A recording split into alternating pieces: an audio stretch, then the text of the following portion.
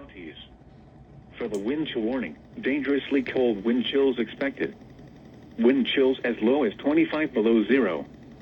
For the winter weather advisory, snow expected along with a flash freeze on roadways due to rapidly falling temperatures. Total snow accumulations of up to 2 inches. Winds gusting as high as 45 miles an hour. Plan on slippery road conditions. Patchy blowing snow could significantly reduce visibility. The hazardous conditions could impact the morning or evening commute. Gusty winds could bring down tree branches.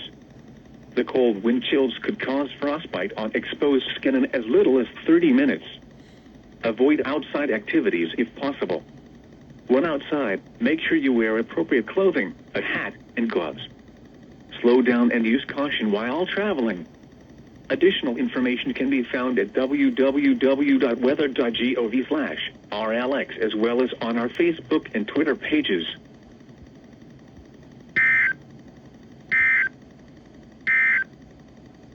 Winter storm warning in effect.